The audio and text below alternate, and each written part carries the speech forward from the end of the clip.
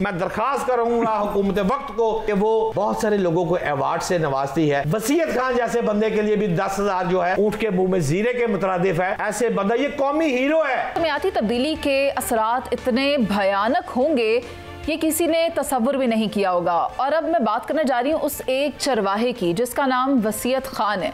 वसीयत ने वो कर दिखाया है जो अरबा रुपए से लगाई गई मशीनरी नहीं कर पाई।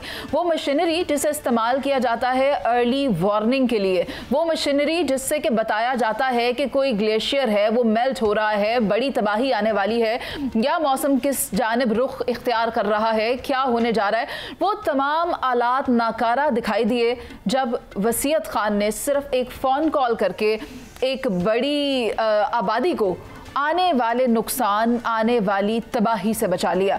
मैं इसी पर चाहूँगी शहजाद भट्ट साहब की राय ले ली जाए। शहजाद भट्ट साहब, आप मैं चाहती हूँ नरेट करें वसीयत खान के बारे में या वो इंसिडेंट सारा जो हमने देखा। जो आपने फिक्रा ही कह दिया है ना कि वसीयत से हासिल कर ले नसीहत, यही बहुत कीमती फिक्रा है आपका। अब वसीयत से नसीहत वाली जो बात आपने की है, वसीयत खान है कौन? वसीयत खान गिलगित बल्तिस्तान के सूबे में एक मकाम है, जिला गजर। गजर के बलाई इलाके तिल्ली दास के करीब एक तूफान आता है। ये 22 अगस्त की बात है, 23 अगस्त के दरमियानी शब दोपहर का वक्त है, ये उस वक्त की बात है। अच्छा, एक चरवाहा है, उसका नाम है वसीयत खान। वो अपनी बकरियों के साथ और साथियों के साथ, अपने बकरियों के साथ वो चल रहा है। अब एकदम वो देखता है कि एक बर्फानी झील फटती है। वो 6 से 7 किलोमीटर दूर तक उसकी जो पानी है अब वो आना शुरू हो गया। जब वो ये देखता है तो वो ये देखता है ये आबादी की तरफ जा रही। अब वो बेचारा भागता है और वो ये कहता है, हम चूंकि इस चीज़ में मुख्तलिफ लोगों को टच कर रहे हैं और वहाँ से स्टोरियाँ अपने नाज़रीन के लिए लेके आ रहे हैं, वो ये फरमाते हैं कि उसने शूज़ पहने हुए थे, उसके दूसरे दोस्तों ने जूतियाँ तक उनके पाँव में नहीं थी, उसके हाथ में एक मोबाइल था और उसको पता था पहाड़ी के ऊपर जाकर ये मोबाइल ऑन होगा और चलेगा। वो पहाड़ी के ऊपर जाता है, जाके अपने वालिद को कहता है कि ये पानी आ रहा है और तेज़ी से आ रहा है, बस्ती को बचाओ। जिस पर उसका वालिद मस्जिद में ऐलान करवाता है और 200 से ज़ायद जो है वो जिंदगियां वो बचा लेता है। लेकिन उसके साथ साथ वहाँ का जो सूबा है हमारा, वो उसको 10,000 रुपये इनाम भी देता है, एक्नॉलेजमेंट भी देता है। अब दो बातें हैं, जब ये बात चली है उसके बाद पानी आ गया है, अल्लाह की कुदरत देखे कि चारों तरफ में पानी। अब वसीयत खान जिसने 200 बंदों की जान बचा चुका है, उनको बिफोर अलर्ट कर चुका है, मसाजिद से भी कर चुका है, लेकिन खुद उसके इर्द गिर्द पानी आता है। यह सूबा उस वक्त बर वक्त हेलीकॉप्टर भिजवाता है और वो तमाम अफराद को वहां से कैरी करके महफूज मकाम पे लेके जाता है। ये पॉजिटिव पहलू है सूबे का, लेकिन नेगेटिव पहलू ये है, कई जैसे आपने खुद भी फरमाया है, कई बरसों से वहां पर अलार्म सिस्टम ऑलरेडी लगा हुआ है जो कि बेकार है, वो नहीं चल रहा। अगर वो ना ही नहीं चल रहा तो लोग चले जाते, लेकिन अल्लाह की रहमत से वसीयत खान ने ये एफर्ट की है। मेरी इस प्लेटफार्म से, GNN के प्लेटफार्म से मैं दरख्वास्त करूँगा हुकूमत वक्त को कि वो बहुत सारे लोगों को अवार्ड से नवाजती है। वसीयत खान जैसे बंदे के लिए भी 10,000 जो है वो ऊंट के मुंह में जीरे के मुतरादिफ है। ऐसे बंदा ये कौमी हीरो है। आप गिलगित बल्तिस्तान के इलाके जिला गजर के किसी बंदे से बात करें, मेरी तो हुई है बात, वहां पर हर बंदा वसीयत खान को हीरो डिक्लेयर कर रहा है। तो ऐसे बंदे को पजीराई जो मैं समझता हूँ मुनीज़ जरूरी है।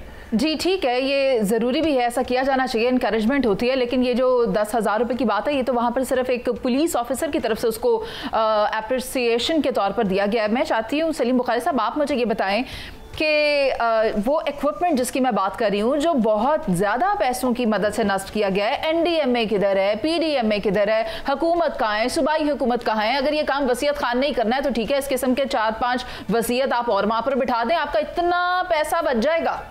देखिए, पहली बात तो ये है कि हम एक लम्हे के लिए भी ये सोचने के लिए तैयार नहीं है कि अगर वसीयत खान वहाँ ना होता तो क्या होता। हम वसीयत खानों पर उसने बहुत कमाल किया है, जैसा भट्ट साहब ने कहा, बिल्कुल उसको आसमान के ऊपर बिठा दें आप, उसका हक बनता है। लेकिन अगर वो ना होता वहाँ तो फिर किसका रोना रोते अगर ये 200 जाने चली जाती वहाँ से। तो एक बात।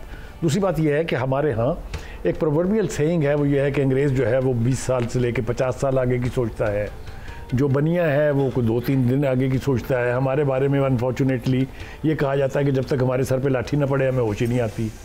तो तो रवैया ये है कि जो फ्लड के दिनों में आपको हाव हू हो जाती है, जो ये चले जाए जी, ये रेजिमेंट चली जाए जी, ये फलां चला जाए, ये राशन चला जाए, और बाकी साल में आप क्या कर रहे होते हैं?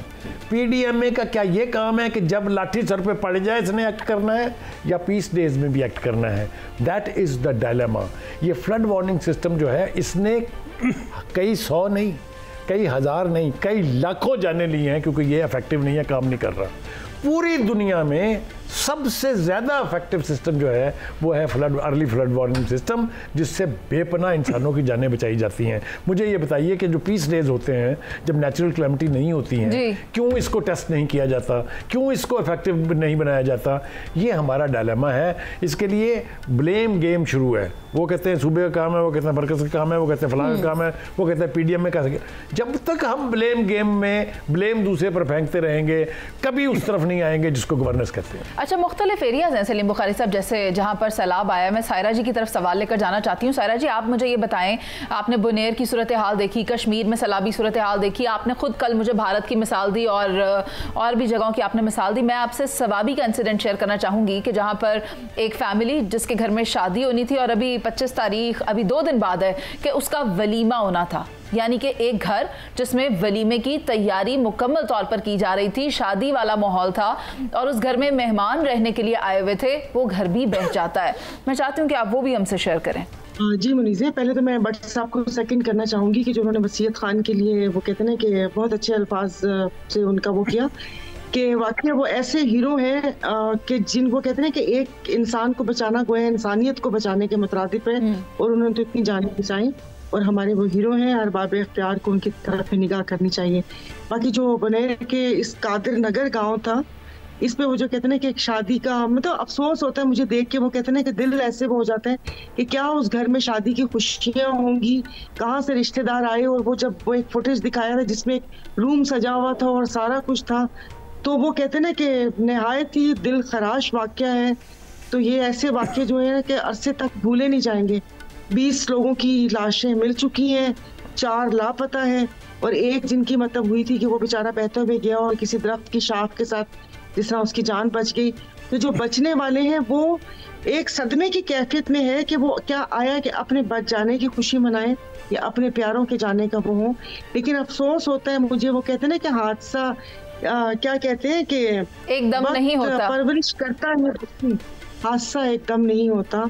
तो मैं बड़ा दिल दुखता है। और इसमें वो कहते हैं ना कि ये हालात ऐसे हैं कि फिर आप कहीं शायद मैं इसमें बीच में सियासत लेकर आ गई हूँ, लेकिन जो लोग इस सूबे के ऊपर मुसल्लत रहे हैं और जिस तरीके से हमें खबरें मिलती रही हैं दरख्त के कटाव की, हर दौर में ये इशू उठता रहा है और वो इशू दबा दिया जाता था। जो निगरान हुकूमत में कोई बख्त साहब थे, कहते हैं उन्होंने तो कोई तबाही मचा दी, और अभी भी जो ठेके थे जो हुकूमत में बैठे हुए हैं उनके पास ठेके थे। जो आपने दरियाओं में देखा होगा कि जो लकड़ी आई वो कोई कुदरती आफत से दरख्त जड़ से उखड़ के नहीं आए थे, वो अरबों मालियत की कटी हुई लकड़ी थी। तो ये तमाम लोग के बराबर के शरीक हैं। ठीक है सायरा जी, आप बिल्कुल दुरुस्त फरमा रही हैं, और इसका यकीनन मैं अल्फाज में तो कोई भी नेमो बदल नहीं है कि मैं कह सकूं कि ये किसी तरह कंपनसेट हो सकता है। जिनके प्यारे चले गए वो तो बहुत बड़ा लॉस है। लेकिन सलमान आबिद साहब, आपको नहीं लगता कि जब कुदरत अपना इंतकाम लेती है तो फिर इसी तरह लेती है? क्या कहेंगे? देखिए, पहली बात तो ये है कि जो वसीयत खान है ना, इस तरह के कौमी हीरोज़ जो हैं वो हर तरह की आफत और जो सैलाब आते हैं उस तरह की तबाहकारियों में मुकामी सतह पर बड़े सरगर्म होते हैं। एक बात तो ये, हमें इनको क्रेडिट देना चाहिए। दूसरी बात यह है कि देखिए, मैं बार बार हमेशा से अपने प्रोग्रामों में सवाल उठाता हूँ कि ये जो NDMA और PDMA है, जब तक इसकी तरजीहात में DDMA नहीं होगा, डिस्ट्रिक्ट डिज़ास्टर मैनेजमेंट अथॉरिटी, और जब तक आपके सूबे लोकल गवर्नमेंट को फोकस नहीं करेंगे, उसको अपनी तरजीहात का हिस्सा नहीं बनाएंगे, और जब तक आप अपने मुकामी तंजीमों को और मुकामी वॉलंटियर्स को रज़ाकाराना बुनियादों पर इस तरह की आफत से निपटने की तरबियत नहीं देंगे, आप इस तरह की आफात से ज़्यादा मौसर तरीके से नहीं बच सकते। अब आप जाके देखिए, मैंने तो ये काम किया हुआ है इस तरह के कई प्रोजेक्ट्स में। DDMA इस वक्त सबसे वर्स्ट हालत के अंदर है। और इसमें सूबाई हुकूमतें जिम्मेदार हैं। जो PDM में है वो डिस्ट्रिक्ट को अथॉरिटी को ज़्यादा सब ताकत नहीं देती, NDM में जिम्मेदार हो सकता है। लोकल गवर्नमेंट्स को आपने जैसे भी सलीम बुखारी साहब ने कहा कि किसी सूबाई हुकूमत की तरजीहात का हिस्सा नहीं है। इसलिए मैं ये कहता हूँ कि देखिए जो क्लाइमेट चेंज के हवाले से जो कुछ हो रहा है, अभी कल तक शादियाने बज रहे थे कराची के अंदर और कहा जा रहा था देखिए KPK की हुकूमत नाकाम हो गई, लेकिन जिस वक्त कराची के अंदर बारिश हुई तो फिर हमने कराची का भी मलबा उठाते हुए लोगों को देखा और कराची की सूबाई हुकूमत और कराची जी वहाँ की सूबाई हुकूमत भी और वहाँ के डिस्ट्रिक्ट गवर्नमेंट भी हाथ उठा लिए और कहा जी हम बड़े बेबस हैं। यही सूरत अगर लाहौर में हो, यही सूरत अगर बलूचिस्तान में हो तो आपको ऐसे मनाजर देखने पड़ेंगे। हमने क्लाइमेट चेंज को डील करने के लिए, डिजास्टर्स को डील करने के लिए, सैलाब को डील करने के लिए जो बुखारी साहब ने एक बड़ा अच्छा लफ्ज इस्तेमाल किया, हमारी अप्रोच है जब तक हमारे सर पे डंडा ना पड़े हम होश में नहीं आते। हमारी एक रिएक्शनरी अप्रोच है, हम ना लॉन्ग टर्म प्लान करते हैं, ना मिड टर्म प्लान करते हैं, ना शॉर्ट टर्म प्लान करते हैं। अचानक आफत आती है, हम घबरा जाते हैं, फिर उसके बाद हम बड़े बड़े मंसूबों और बड़ी बड़ी बातें और बड़े बड़े दावे करने की बात करते हैं,